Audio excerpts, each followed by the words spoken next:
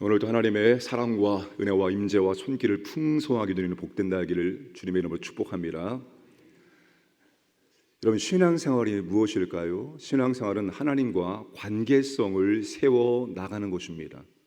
신앙이 약하다, 신앙이 강하다라는 말을 하지요.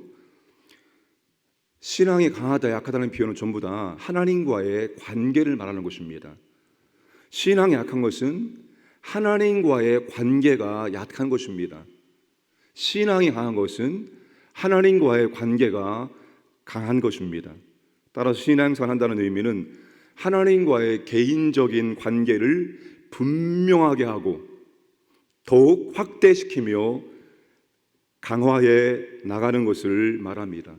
그러므로 우리의 삶 가운데 일어나는 모든 일들은, 그것이 좋은 일이든 나쁜 일이든 어떠한 일이든지 하나님과 관계를 세우는 쪽으로 작용하고 사용해야 하는 것입니다. 솔로몬의 시작은 좋았습니다. 무엇이 좋았습니까? 하나님과의 관계가 좋았습니다. 하나님을 철저하게 의지했습니다. 그분이 내게 은혜와 능력과 지혜를 주지 아니하시면 내가 왕의 사명을 감당할 수 없습니다. 제게 듣는 마음을 주옵소서, 지혜를 주옵소서, 공의롭게 재판할 수 있도록 은혜를 주옵소서라고 하나님을 의지하며 하나님께 예배드리고 하나님께 기도했습니다. 그는 점점 하나님과 멀어지기 시작합니다. 솔로몬이 하나님과 멀어지는 증거가 무엇입니까? 하나님보다 다른 것을 사랑하고 다른 것을 더 의지하는 것입니다. 경제력을 의지하고 은금을 쌓아놓고 국방력을 의지하고 마병과 병마를 수입해오고 외교력을 의지하고 급기야는 우상까지도 의지합니다. 하나님은 솔로몬이 백성을 공의롭게 다스릴 지혜를 구하자 그것을 너무나도 귀하게 여기셔서 구하지 아니한 부귀와 영화까지도 약속을 하십니다. 그리고 하나님 약속하신 대로 전무후무한 지혜를 솔로몬에게 주시고 그가 구하지 않은 부귀와 영화를 하나님이 다 주셨습니다. 그런데 솔로몬이 하나님의 은혜를 망각하고 다른 것을 의지하고 사랑을 합니다. 그러니까 솔로몬이 하나님과의 관계 속에서 하나님을 사랑하고 의지해야 되는데 하나님을 배신합니다. 여러분, 솔로몬의 모든 것이 하나님의 은혜가 아닙니까? 하나님의 은혜로 주셨는데 잃어버리고 하나님을 배신합니다. 솔로몬이 하나님을 배신한 것처럼 하나님께서는 솔로몬도 충신인 여로보암에게 배신을 당하게 하십니다. 여러분, 여로보암이 누구입니까? 밀로와 다윗성을 건축할 때 솔로몬의 눈에 들어올 정도로 아주 성실했고 충성스러운 사람이었습니다. 그래서 솔로몬이 여로보암에게 무엇을 맡깁니까? 요셉 지파의 감독자로 맡깁니다. 그를 믿고 그를 세워주었던 것입니다. 근데 여로보암이 어떻게 합니까? 손을 들어 솔로몬을 대적합니다. 다시 말하면 여로보암이 솔로몬을 배신한 거예요. 솔로몬이 믿었던 사람에게 배신을 당한 것입니다. 솔로몬의 삶 가운데 왜 이런 일이 나타납니까? 솔로몬이 하나님을 배신했잖아요. 하나님이 솔로몬을 믿고 이스라엘을 맡겼습니다. 지혜와 부귀와 권세를 다 주셨는데 솔로몬이 하나님을 의지하는 것이 아니라 다른 것 의지하고 다른 것 사랑하고 하나님을 배신하였습니다. 그 결과 솔로몬의 인생에도 믿었던 사람에게 배신당하는 일들이 일어나게 되는 것입니다. 여러분, 솔로몬이 이것을 통해서 무엇을 생각해야 될까요? 여러분, 우리가 우리의 삶 가운데 일어나는 모든 일들을 통해서 항상 우리는 먼저 하나님과 나와의 관계를 생각해 보아야 됩니다. 혹 하나님과 나의 관계 속에서 무엇이 잘못된 것이 없는가? 이런 것들을 생각해 보아야 한다는 것입니다. 단순히 그 사건 자체만 보고 생각하고 따져서는 안 됩니다. 어떤 일이든지, 좋은 일이든지 나쁜 일이든지 어떤 일이 내 삶 가운데 일어날지라도 그 사건을 통해서, 그 일을 통해서 하나님과 나와의 관계를 살필 수 있어야 하는 겁니다. 그러니까 솔로몬은 그렇게 하지 못했습니다. 하나님은 아히야 선지자를 통해서 하나님의 뜻을 여로보암에게 전달합니다. 아히야 선지자가 자신의 옷을 12조각으로 나눈 다음에 10조각을 여로보암에게 주면서 하나님이 여로보암에게 북쪽에 10지파를 주시겠다고 예언을 합니다. 이유는 무엇입니까? 33절에 솔로몬이 다윗의 길을 떠나 우상을 숭배했기 때문입니다. 하나님이 솔로몬에게 주신 것들을 빼앗아서 여로보암에게 주고 있습니다. 솔로몬이 왕이 된 것도 하나님의 은혜요, 솔로몬의 지혜와 부귀도 하나님의 은혜요, 하나님이 그러한 것들을 솔로몬에게 주신 이유는 솔로몬이 왕으로서 이스라엘을 바르게 통치하도록 하기 위함입니다. 솔로몬이 왕의 사명을 잘 감당할 수 있도록 하나님이 필요한 모든 것을 솔로몬에게 주신 거예요. 근데 솔로몬이 왕의 사명을 합당하게 올바르게 잘 감당하고 있습니까? 감당하지 못했습니다. 그러니 하나님께서 솔로몬에게 주실 이유가 무엇입니까? 하나님의 백성들을 잘 다스리고 통치하라고 맡겨주셨는데 솔로몬이 그 일을 바르게 감당하지 못하니까 하나님께서 빼앗아서 여로보암에게 10개 지파를 주신다는 것입니다.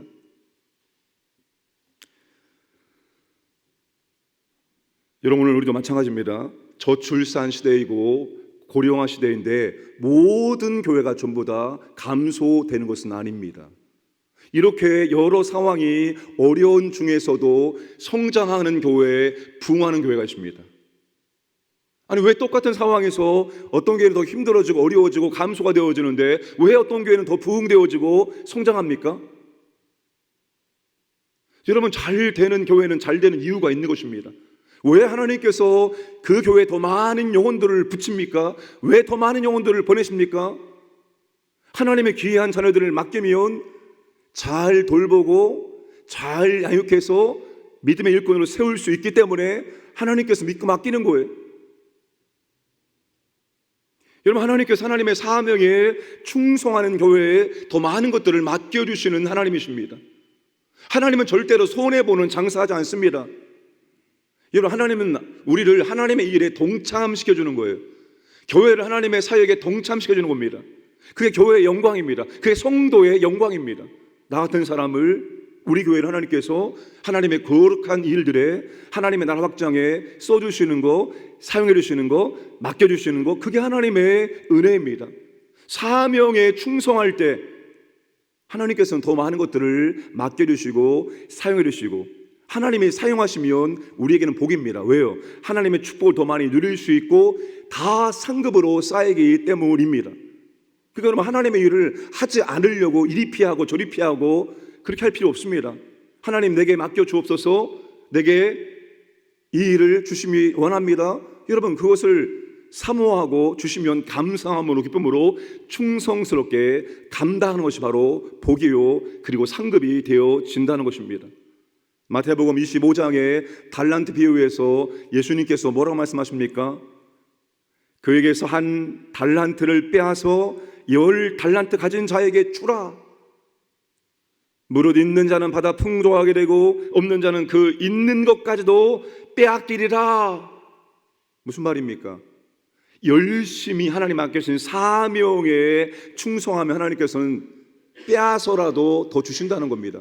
그런데 하나님의 사명에 게으른 사람에게 하나님 있는 것까지도 빼앗아 가신다는 것입니다. 사랑하는 여러분, 우리 교회가 하나님의 사명에 충성하길 원합니다. 교회가 하나님의 사명에 충성하기 위해서는 교회에 속한 모든 직분자들이, 모든 사역자들이 자신에게 맡겨진 사역에 충성해야 됩니다. 그렇죠? 한 분 한 분이 자신의 직분과 사명에 충성하면 교회 전체가 사명에 충성하는 겁니다. 사명에 충성할 때 하나님의 임재와 은혜와 능력을 풍성히 경험하고 하나님은 없는 것도 우리 가운데 채워주셔서 사명을 감당할 수 있도록 역사해 주십니다. 그런 성도, 그런 교회 되기를 주님의 이름으로 축복합니다. 하나님은 솔로몬에게 회개의 기회를 주시는데 솔로몬이 회개하지 않고 오히려 하나님의 뜻과 정명 충돌합니다.